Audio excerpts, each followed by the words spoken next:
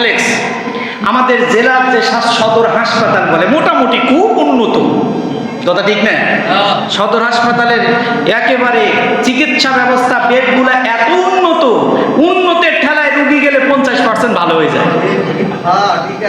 ঠিক আছে না? আর বাথরুম, আরে সর্বনাশ! আপনি বাথরুমের ভিতরে যদি আজকে গিয়ে কয়েকটা শোল মাছ ছেড়ে দিয়ে আসেন, আর যদি কয়টা মাগুর মাছ ছেড়ে দিয়ে আসেন, আগামী 1 বছর পরে গিয়ে দেখবেন মোটামুটি ওটা 2, 4, 5, 10 কেজি হয়ে গেছে। তাও ওটা মরে নাই। মরবে কেমনে? ওটা সবসময় নদী থাকে, ওটা পরিষ্কারই থাকে না। দেখছেন না সদর হাসপাতাল পরিষ্কার?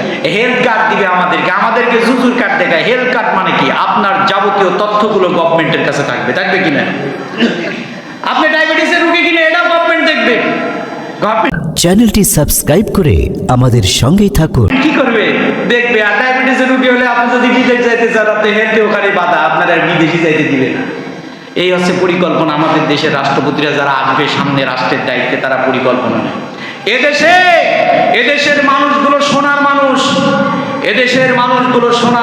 এদেশের মানুষ কর্ম করে খায়, গায়ে গতরে খাটুনি দিয়ে খায়।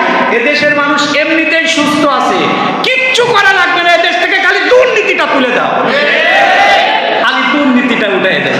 খালি একবার দুর্নীতি তোলো, স্বাস্থ্য খাত ভালো হয়ে যাবে, শিক্ষা খাত ভালো হয়ে যাবে, রাস্তাঘাট ভালো হয়ে যাবে, সব কিছু একবারে সোনা হয়ে যাবে। খালি দুর্নীতিটা উঠাও না। এই কথা তো একবারও কম যে আমরা আসলে একটা টাকার দুর্নীতি খাবো না। কারণ এই কথা বললে পারে ওই যে কর্মী বাহিনী আছে যারা দিনের ভোট রাতে দেবে, ওরা তো আর দিতে পারবে না, সহযোগিতা করবে না, কথা ঠিক কিনা? ও এ দরজাও খোলা, ও দরজাও খোলা, দুইটাই খোলা রাখেন আর রাতের বেলা পাহারা দেন চোরে যাতে চুরি না করে, নাকি? এটা কি সম্ভব? সম্ভব নয়। এই জন্য প্রিয় ভাইরা, সমাজের ভিতরে হযরত লুকমান আলাইহিস সালাম সন্তানকে বললেন, সন্তান রে শোনো, আল্লাহর কাছ থেকে যত মুসিবত আসুক, যত আপদ আসুক, যত বালা আসুক, সব সময় একমাত্র ভরসা করতে হবে কার কাছে? আল্লাহর কাছে। প্রিয় ভাইরা আমার, হযরত মারিয়াম আলাইহিস সালামকে সালাতের নির্দেশ দেওয়া হলো। হযরত মারিয়াম আলাইহিস সালামকে রব্বুল আলামিন সালাতের নির্দেশ দিলেন, ইয়া মারিয়াম মারিয়াম কুনুতি লিরাব্বিকা ওয়াসজুদি ওয়ারকাই মা'আর রাকিঈন। ও মারিয়াম, তুমি রুকুকারীদের অন্তর্ভুক্ত হয়ে যাও, সিজদাকারীদের অন্তর্ভুক্ত হয়ে যাও। সুবহানাল্লাহ। এইভাবে পর্যায়ক্রমে আল্লাহ তাআলা সকল নবী রাসূলকে নামাজের বিধান দিয়েছিলেন। দেন কি দেন নাই?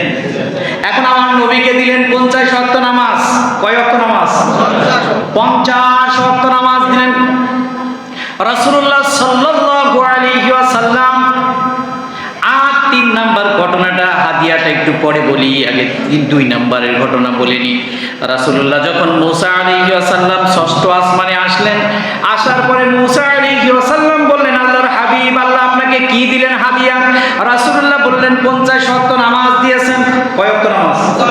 50 ওয়াক্ত নামাজ দিয়েছেন। মুসা আলাইহি ওয়াসাল্লাম বললেন, আপনার উম্মত করবে না, এরা টাউট বাটপার, এরাও জানে, এরা নামাজ পড়তো না, যতই নামাজে ওয়াজ করেন নামাজ পড়বে না, ফিরে যান। রব্বুল আলামিনের কাছে আল্লাহর রাসূল ফিরে গেলেন।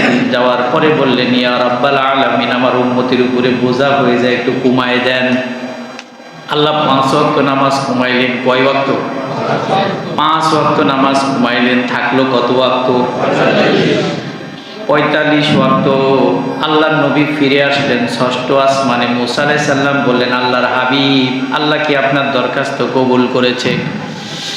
রাসূলুল্লাহ বলেন, ভাই মুসা, আল্লাহ রাব্বুল আলামিন 5 ওয়াক্ত কমিয়ে 45 ওয়াক্ত করে দিয়েছেন, হাদিস বলছি আমি। মুসা আলাইহিস সালাম বললেন, কি কোন, এটা 45 ওয়াক্ত, ওটা 50 ওয়াক্ত থাকলেই তো ভালো ছিল।